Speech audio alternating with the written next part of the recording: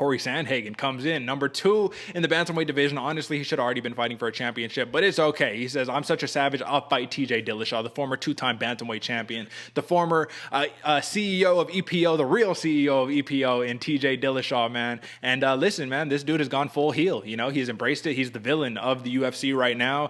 Nobody will really care whatsoever about anything that he does because it will always be the Barry Bonds stain, right? The marring of, well, you cheated and you're a cheater. So, you know, you talked about and you admitted the times you got caught, but how about all the times before that? You know what I mean? Because, like, listen, you're never going to admit those things. And now we have to call his entire career into question. You know what I mean? But he's been I like the way he's handled things because TJ Dillashaw has very much been like, listen, man, they've been asking questions all day at the media day, right? Like, well, you know, don't you wish that maybe, you know, the fans will forgive you and whatnot? And he was like, well, I did an unfair thing and I cheated. So yeah, if they hate, it makes sense because I'm a cheater and it is what it is. But now I'm going to prove that I am the best. I'm going to win my belt back, all that good stuff, man. So he has been very accountable and he's treated it like a professional, like an adult, taking accountability. So I have to give respect where respect is due, and that is a good way of doing it instead of showing it, deny it, and do all of that crazy stuff. However, the cat's already out the bag, so it is what it is. Now, AJ, before we start, I have to read a quote, and I just want your take on this quote, man. I don't know when this quote was given, but this was some years ago. This was before Cory Sandhagen was in the UFC. So let me just read it out to you.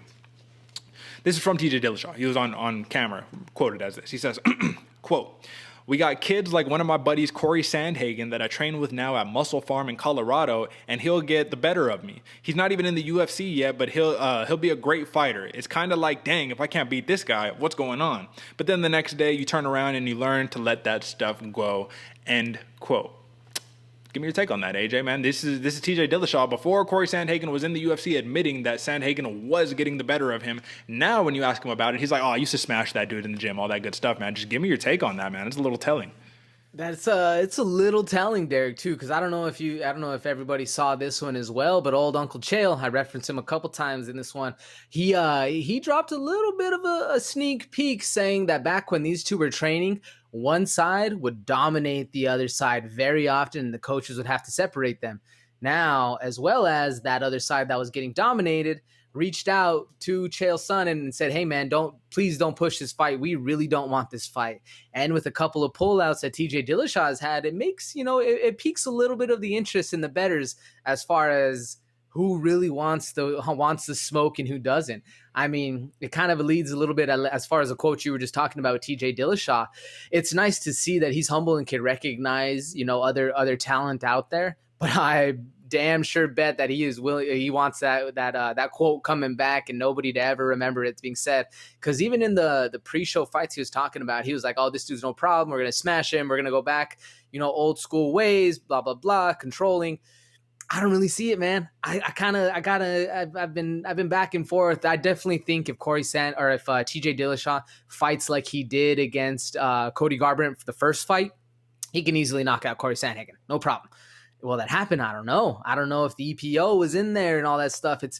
I had to do some research on how it all works, but EPO can vanish out of your system and you still have the benefits for it, 6, 7, 8 months down the road. So all those tests that TJ Dillashaw was talking about, they got tested, they got all tested, and all of them were clear, all that stuff.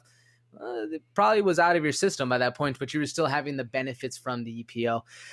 So this one's interesting as far as the quote goes, because it gives a little bit more insight on maybe one of those sides really doesn't want that smoke. What do you think? Well, listen, man, I always have to say there's that psychological thing. I always love to factor this into the fight, man. TJ Dillashaw, when it's just like steroids, man. Now, this isn't the same thing, but like if you're a baseball player and you're used to just smacking homers all day with steroids and now you got caught and now you have to play clean, it's always that question of, well, was I as good as I was on steroids? Like, you know what I mean? Like, am I even that good or was it really the drugs? What was it? For TJ Dillashaw, I will have to say this. Steroids, not EPO or not, man. Being a 2-time bantamweight champion and defending it 3 times, I mean, you got to have skill. Steroids isn't going to take you there. You know what I mean? You have to have skill in order to propel that.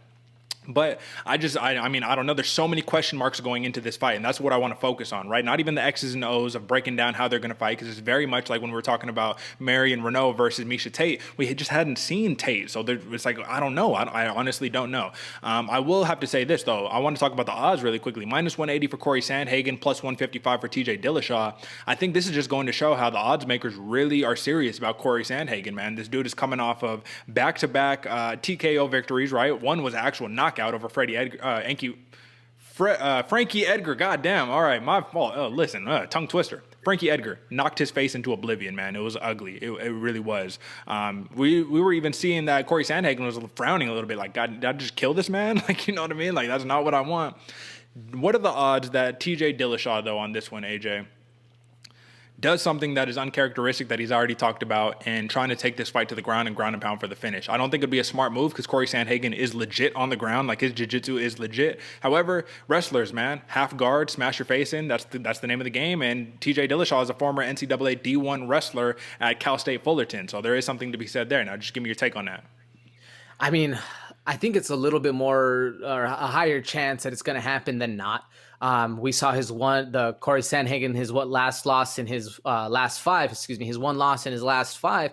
It was against Aljo Sterling, the knee champ. But it was a rear naked choke round one. He just got caught early in the round one. Aljo is an amazing wrestler, amazing, grappler. So it kind of makes sense. As far as TJ Dillashaw doing that, maybe a better chance than not.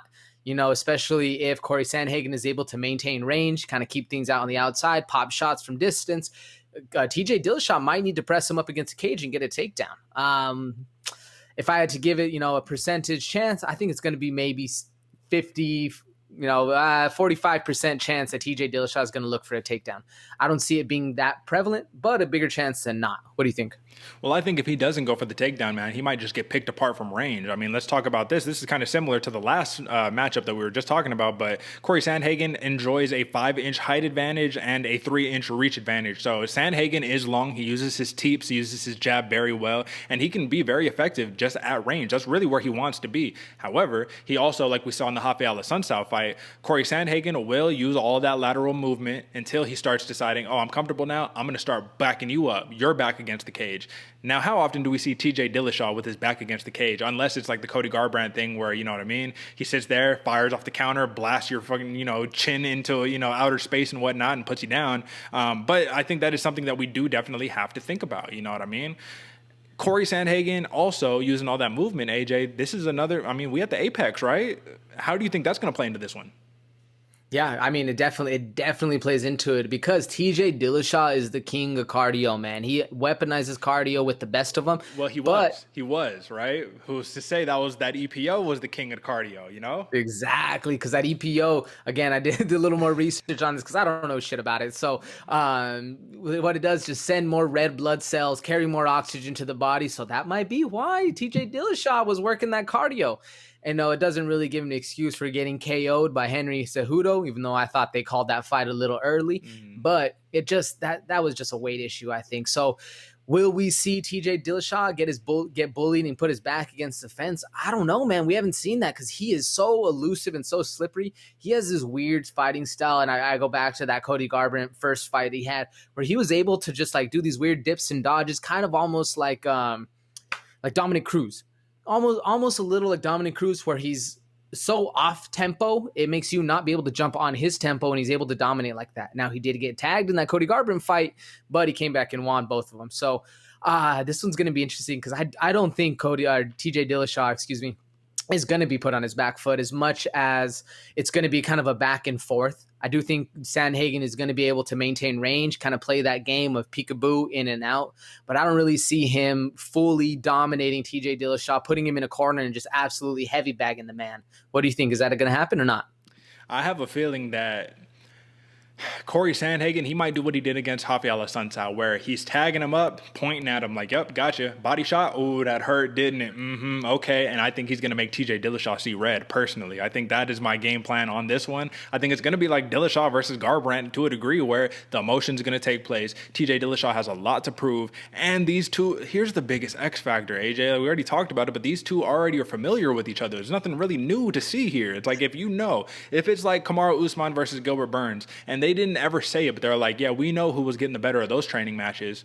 If this is the same thing, Cory Sandhagen, the big thing about him is the confidence. That's what he needed, especially after the Sterling fight. He comes out and he's like, I'm literally preparing for war. It's like, you don't understand. This isn't just a fight to me. This isn't just a contest. Like, I'm going out to kill. I'm prepping myself. I'm reading crazy books about war and psychology. And this dude went to college to study psychology. So he's one of those guys, man, those heady type of guys.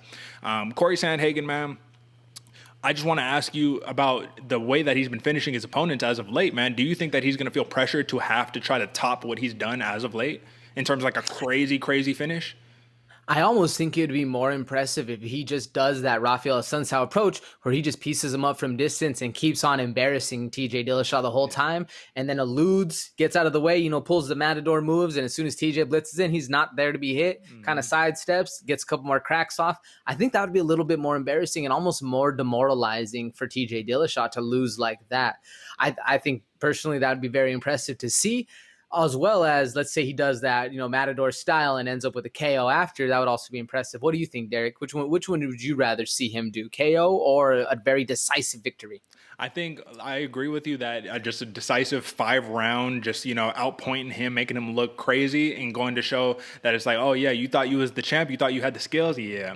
Guess what? It's a new generation. You've been out for a couple of years, But at the same time, AJ, I do have to admit, if Cory Sandhagen can get it done outside of the championship rounds, right? So we never see a 4th and a 5th round. I think that is going to take away a lot of the TJ Dillashaw steam, you know what I mean? And send him all the way back to the queue. Because in all honesty, should TJ Dillashaw, coming off of a 2-year suspension, be fighting for the de facto #1 contender fight? I mean, he never technically lost his championship. Yeah, but he cheated like a motherfucker. You know what I'm saying? Like, it wasn't. Yeah. It's a difference between I don't know, man. It's a difference between doing some other type of offenses, popping for weed or something like that, right? Where some people, like, that literally could have been it. You get suspended for weed. It's happened to, look at Nick Diaz. Dude was suspended for 5 years over some marijuana, right? But to take EPO, to take something where you're maliciously, you're injecting something like in your booty cheek or something, you know what I mean? Like, to do that type of stuff, I don't know, man. I just think that's serious offense, and I think he's lost a lot of his credibility and a lot of his respect for that reason. And Cory Sandhagen is going to be a humbling factor. He's going to be the universe's karma mirror, right? What Dustin Poirier said, he says, karma's not a bitch, it's a mirror. I think that's what it's going to be. I think that all the cheating stuff that TJ Dillashaw, man, it's all going to come back to haunt you, man, because he's probably sidetracked a lot of people's careers who could have been a completely different trajectory had he not been cheating. Who's to say, man? We need to find out if he's the fighter that he says he is. I will say this.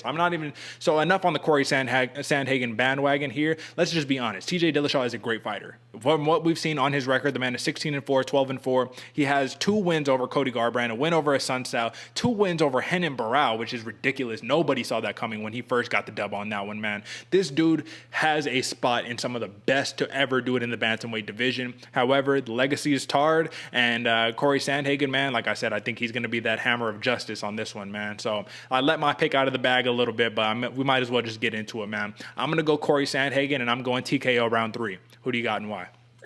Yeah, no, I'm with you. I'm actually with you 100% on that. I do think that that TJ Dillashaw, when you turn heel, some people are going to be looking to kick you, man. This dude, he did not earn any friends, nor did he kind of earn the good graces of the fans. So I do think Cory Sandhagen, Mr. Good Guy Sandhagen, that has been trounced on because he's been such a good guy, he has a little bit of good karma coming his way, hopefully. I think it's going to be Cory Sandhagen TKO round 3. I think it's going to be a fun one for us. On the money, man. On the money. Rare consensus that we agree in that type of fashion, man. But like I said, this is a dude who, it's like the reckoning is coming, man. You know what I mean? Cory Sandhagen, he just looks so dangerous, and he has the momentum on his side right now. The other thing to factor, clearly, TJ Dillashaw, right? First fight, no fans, right? Not only that, but come on, first fight in 2 years. This is very much like the Aspen Ladd situation. But with that being said,